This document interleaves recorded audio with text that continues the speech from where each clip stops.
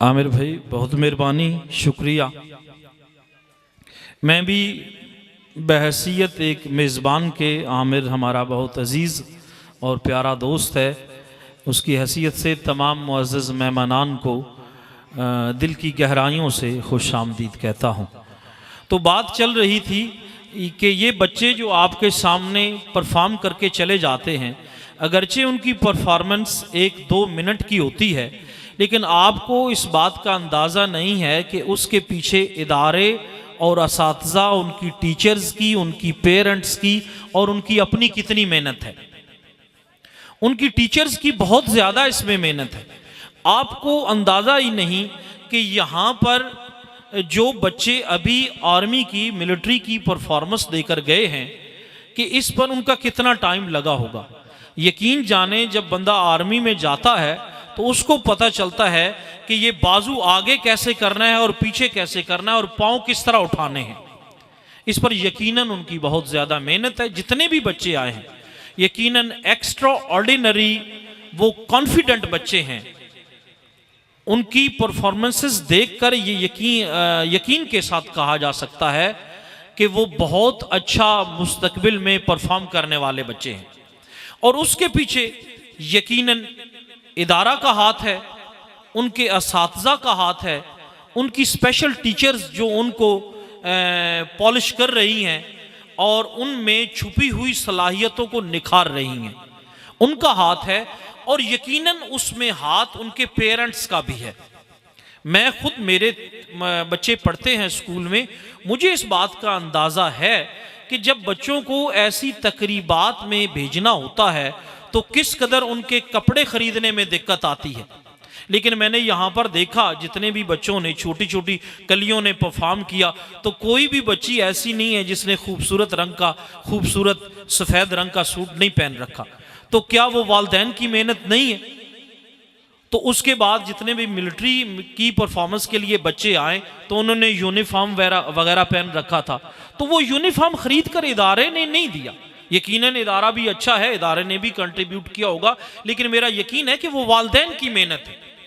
तो वालिदैन जो हैं उनकी ख्वाहिश है, क्योंकि उनका बेहतरीन सरमाया जो है उनके बच्चे हैं। और ये बच्चे जो हैं यकीन जाने यही बेहतरीन सरमाया है। आपने, हमने जो जिंदगी गुजारनी थी, जो जिंदगी से सीखना था, जिंदगी से सीख लिया। अब ये बच्चे हैं, इन बच्चों को जितना हम अच्छा दे सकते हैं, जितना अच्छा इन बच्चों के लिए कर सकते हैं, वो ही बेहतरीन इन्वेस्टमेंट है। और यहाँ पे आप अंदाज़ा लगा सकते हैं, यहाँ पे तकरीबन 30-40 के करीब और जिसमें 20 के करीब मेहमान हैं। ये पेरेंट्स बैठे हुए हैं 15-20 के करीब, वाले जो वालिद मोहतरम हैं। और इधर देखिएगा तो कम से कम सैकड़ों की तादाद में कम से कम 100 जो हैं वो ख़वातीन बैठी हुई। इससे भी हम अंदाज़ा लगा सकते हैं कि किसी बच्चे की परवरिश में वालिदा का कितना हिस्सा है और वालिद का कितना हिस्सा है।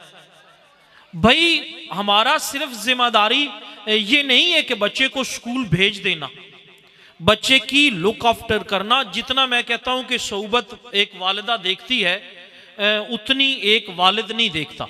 यकीनन मेहनत वालिद की है, इसमें बच्चे को ब्रॉटअप करने में, बच्चे की अच्छी स्कूलिंग में मेहनत है, लेकिन वालिदा बहुत ज़्यादा जो है वो बच्चे की परवरिश में कंट्रीब्यूट करती है। तो यहाँ पे इन जो मदर्स हैं इनकी तादाद भी इस बात की दलील है कि यकीनन वो ज़्यादा जो हैं वो उस हवाले से कमिटेड भी हैं, उस हवाले से रिलेट भी कर रही हैं और उस बच्चों के हवाले से उनका ताल्लुक़ भी है। तो इसमें वालिदैन को सबसे पहले हम ये समझते हैं कि तालीम और तरबियत ये दोनों इदारा करे। इदारा अपने वसाइल में रहते हुए, अपनी कोशिशों में रहते हुए तमाम तर सही करता है, जद्दोजहद करता है, लेकिन ये दो पहलू हैं, एक तालीम है, एक तरबियत है।